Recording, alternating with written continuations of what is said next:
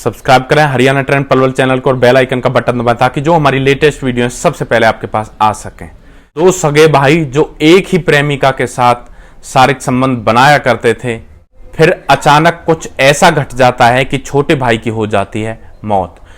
दोस्तों, आखिर इस घटना में ऐसा क्या हुआ, इस घटना की पूरी सच्चाई जानने के लिए आप हमारे वीडियो को अंत तक जरूर देखें। नमस्कार दोस्तों, मैं प्रेम सिंह महाबली, हरियाणा ट्रेंड पलवल चैनल में आपका स्वागत है। दोस्तों, यह जो आज की घटना है उत्तर प्रदेश के अंबेडकर नगर की घटना है।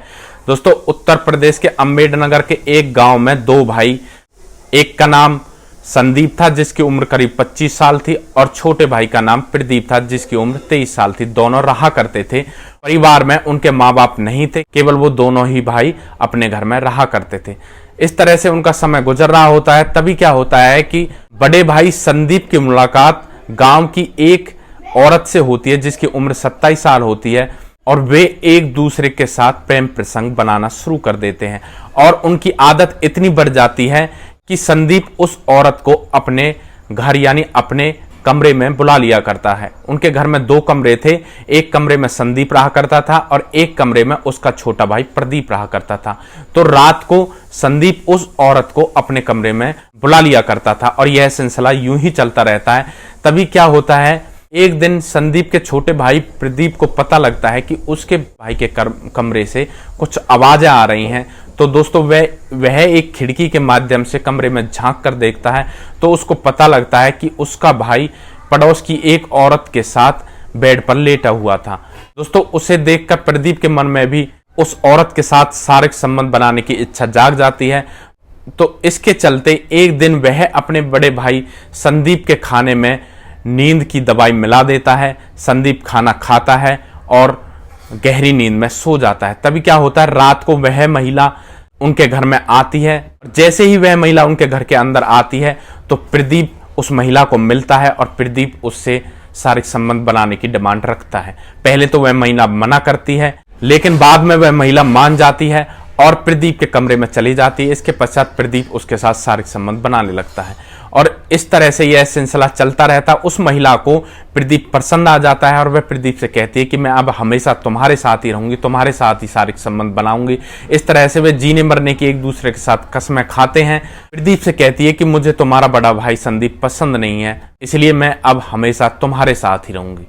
इसके पश्चात सिलसिला यूं ही चलता रहता है। प्रदीप के बड़े भाई संदीप को इस बारे में पता लग जाता है कि उसके छोटे भाई का चक्कर उस पड़ोस की औरत के साथ चला हुआ है। संदीप सोचता है कि कोई दिक्कत नहीं है, हमें कौन सा उस औरत से शादी करनी है, छोटा भाई है, लेने दो मजे। घर में इतना गंदा माहौल हो जाता है कि वे दोनों एक साथ उस महिला के साथ बारी बारी से शारीरिक संबंध बनाने लगते हैं। तभी धीरे धीरे समय गुजर जाता है। तभी क्या होता है कि उसका बड़ा भाई संदीप अपने छोटे भाई प्रदीप से कहता है कि भाई अब तू बस कर, यह महिला मेरी प्रेमिका है, अब अलग हो जा। लेकिन छोटा भाई नहीं मानता है। वह उससे कहता है कि भाई हम दोनों एक दूसरे के साथ जीने मरने की कसमें खा चुके हैं, इसके बिना मैं अब जिंदा नहीं रह सकता और वो भी मेरे बिना जिंदा नहीं रह सकती। इस बात पर उन दोनों के बीच में झगड़ा शुरू हो जाता है और झगड़ा काफी बढ़ जाता है। झगड़े बढ़ने की वजह से बड़ा भाई संदीप सोच लेता है कि अब उसे अपने छोटे भाई प्रदीप को रास्ते से हटाना है और इसके चलते वह अपने दो दोस्तों को बुलाता है और अपने छोटे भाई प्रदीप को जंगल में बुलाता है। दोस्तों, उसका छोटा भाई जंगल में चला जाता है और वहां पर अपने दो दोस्तों के साथ मिलकर वह अपने छोटे भाई प्रदीप को मौत के घाट उतार देता है। दोस्तों, इसके पश्चात उसकी लाश को वहीं पर फेंक कर वापस घर आ जाता है। इसके पश्चात सुबह होती है और सुबह गांव वालों को प्रदीप की डेड बॉडी जंगल में मिलती है। इसके बाद इसकी सूचना पुलिस को दी जाती है और पुलिस मौके पर ही आ जाती है और उस डेड बॉडी को अपने कब्जे में लेकर उसे पोस्टमार्टम के लिए भेज देती है। इसके पश्चात पुलिस इस मामले में छानबीन करती है। उसके बड़े भाई संदीप से पूछती है कि तुम्हें किसी पर शक है तो तुम हमें बता सकते हो। बड़ा भाई संदीप पड़ोस के दो लोगों के ऊपर शक जाहिर करता है और पुलिस उन दो लोगों को अरेस्ट कर लेती है। इसके पश्चात पड़ोस के दो लोगों का जो वकील होता है वह इस मामले की छानबीन करता है। वह वकील पूरे सबूत जुटाकर अदालत में पेश करता है और अपना केस जीत जाता है। इसके पश्चात दोनों पड़ोस के लड़कों को छोड़ दिया जाता है। पुलिस इस मामले की और बारीकी से छानबीन करती है। तब पुलिस को पता लगता है कि यह सब कृत्य उसके बड़े भाई का है तो वे उसके बड़े भाई संदीप को उठा लेती है और उससे सख्ती से पूछताछ करती है। सख्ती से पूछताछ करने पर बड़ा भाई संदीप बताता है कि हम दोनों गांव की एक ही महिला से प्यार किया करते थे और मैंने इससे मना किया था कि भाई अब तू उससे दूर रहे, लेकिन यह नहीं माना। इसके पश्चात हम दोनों के बीच में झगड़ा होता है और झगड़ा हमारा बढ़ जाता है, तो मैं इससे बदला लेने की ठान लेता हूं और इसे मौत के घाट उतार देता हूं। और इस कृत्य में मेरे 2 दोस्त भी शामिल थे। दोस्तों, इसके पश्चात पुलिस उन दोनों दोस्तों को अरेस्ट कर लेती है और उन तीनों पर हत्या का मुकदमा दर्ज करके उन्हें जेल भेज देती है। दोस्तों, इस घटना के बारे में आप क्या कहना चाहोगे? जो उसके बड़े भाई संदीप ने किया था, क्या वह सही किया था? उसे अपने छोटे भाई को रास्ते से हटाना चाहिए था? क्या उसे एक गांव की औरत के लिए छोटे भाई प्रदीप को रास्ते से हटाना चाहिए था?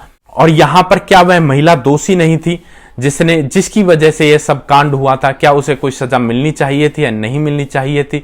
आपकी जो भी राय है आप हमें कमेंट बॉक्स में दे सकते हैं।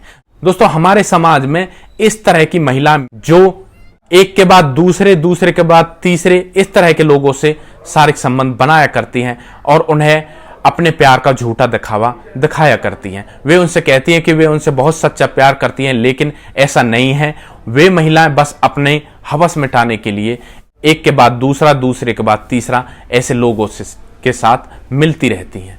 छोटे भाई की मौत हो जाती है, बड़ा भाई जेल चला जाता है। इसके पश्चात वह महिला गांव के ही तीसरे लड़के बबलू के संपर्क में रहने लगती है और उसके साथ शारीरिक संबंध बनाने लगती है। तो इस तरह की महिलाओं का काम ही बस यही होता है, एक के बाद दूसरा, दूसरे के बाद तीसरा, और ऐसे ही वे लोगों को अपने जाल में फंसाती रहती हैं और अपने हवस को मिटाती रहती हैं। वे किसी से सच्चा प्यार नहीं कर सकती, उन्हें बस अपनी हवस मिटाने की लगी रहती है। दोस्तों, इस तरह के वीडियो हम आपके सामने इसलिए लेकर आते हैं ताकि इनसे आपको कोई सीख मिल सके और भविष्य में इस तरह की घटना होने से पहले ही आप सावधान हो सके और इस तरह की औरतों से हमेशा दूरी बनाकर रह सकें।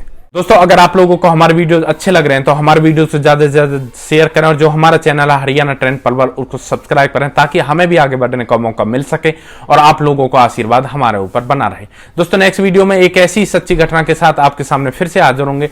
तब तक के लिए आप सुरक्षित रहें, सावधान रहें, रिश्तों की अहमियत को समझें, परिवार का ध्यान रखें, बच्चों का ध्यान रखें, इस तरह की औरतों से समाज में दूर रहें, सतर्क रहें, सावधान रहें। जय हिंद, जय भारत।